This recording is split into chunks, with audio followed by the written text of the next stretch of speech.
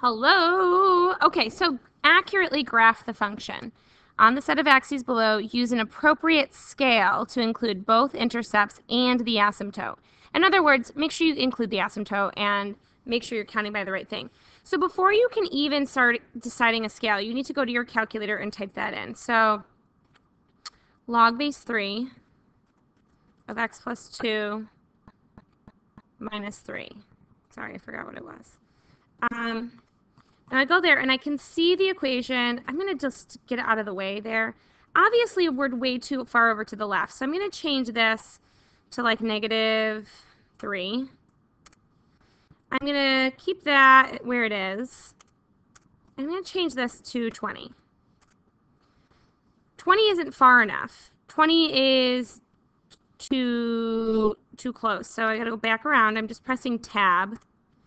I'm going to change it to 40. Whoops, yeah, 40. Okay, now I can see that intercept. We can tell that this intercept is like -2.5-ish, but this intercept I've got to calculate. So menu, analyze the graph. Analyze the graph, intersection. Oh, geez, not intersection. What is my problem? It's because I got that stupid interruption.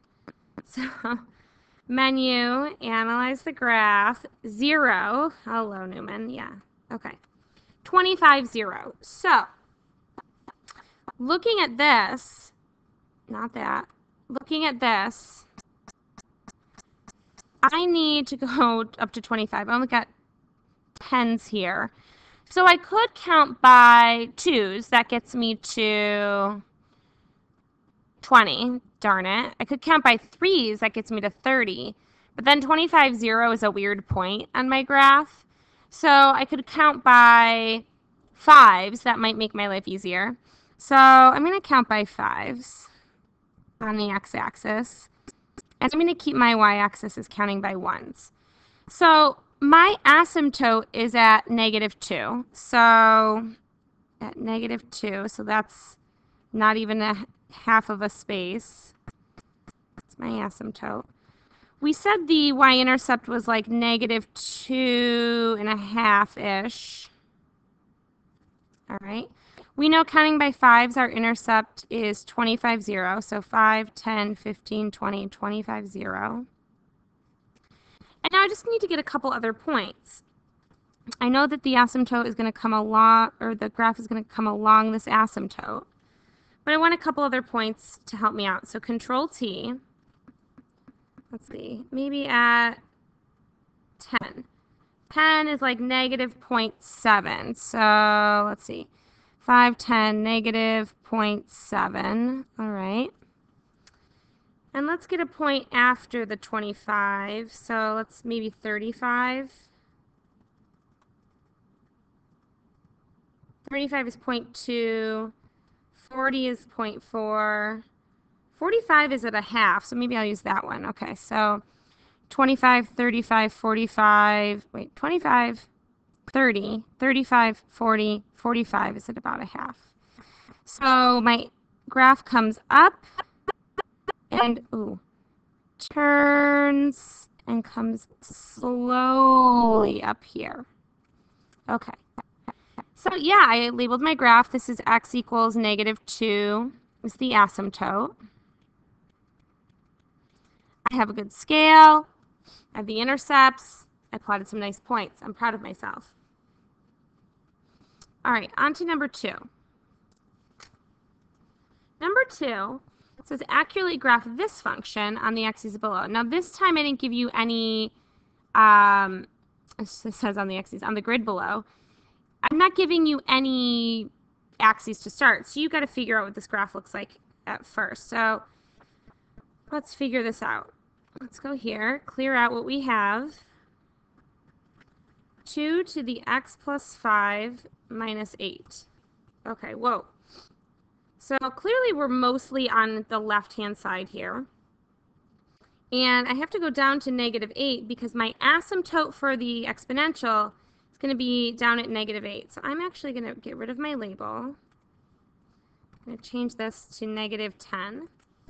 So I can see that.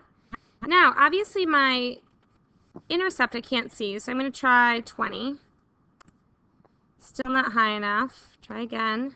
30. Okay, and it tells me it's counting by twos.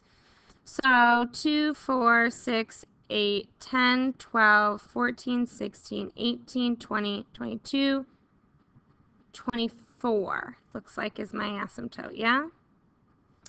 So, or not my asymptote, my intercept. Hello. Okay, so I need to get a table. And obviously I don't need this right-hand side of my graph, or not much of it at least. I have most of my graph on this side. The x-intercept is what, -4? So everything looks okay there. So on the x-axis I can count by ones. Vertically I can maybe count by twos depending. So let's see if we got what we got going on here.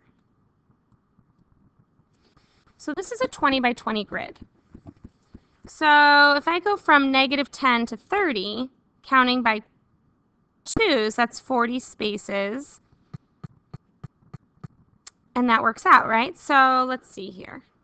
Obviously, my straight lines, you know they're going to stink on here. So, all right, so if this is -10, -8, -6, -4, -2, 0, okay? And it doesn't matter. I'm going to just go over here like this.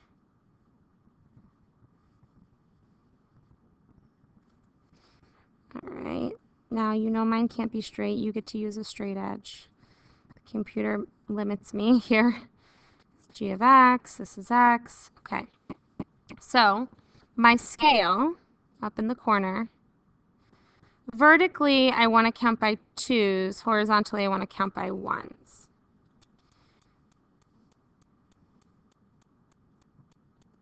All right, so I'm going to get a table.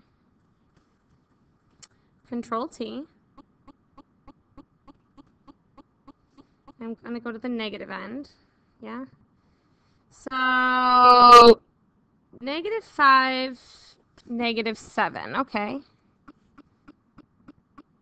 -4, -6, -3, -4, -2, 0. So -5, 1, 2, 3, 4, 5, 2, 4, 6, 7. -5, -6. I'm sorry, -4, -6. -3, -4. 1, 2, 3, -4. -2, 0.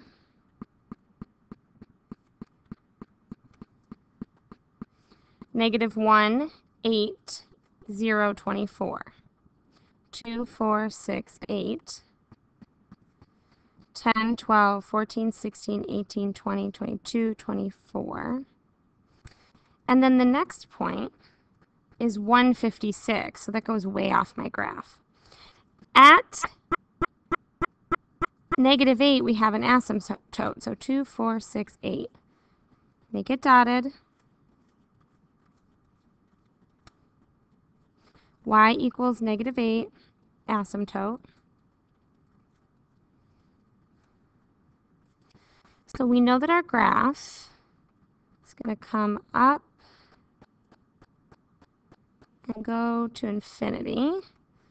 This is going to come closer and closer to the asymptote but never touch. And it looks pretty good to me. So make sure you're messing around with the window, all right? Change your bounds and whatnot until you get a good picture. Now, these questions down here are meant to be pretty easy. If you reflect 3 to the x in the y-axis, we know a negative out front is in the x-axis. So if it's in the y-axis, the negative is inside the function. For in this case, it's inside the exponent. So choice 2. Number 4, what is the translation that maps the function 2 to the x minus 1 onto 2 to the x plus 1? Well, if I'm going from even just the single point here, right? If I go from -1 to +1, that's 2 units. I'm going up 2 units. So that would be 0, 2. The domain of 2 to the x. Well, if you wanted, you could just graph it.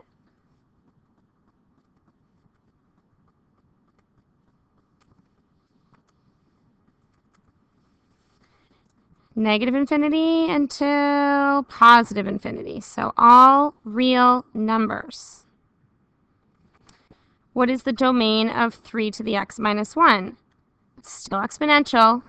All real numbers. Negative infinity to positive infinity.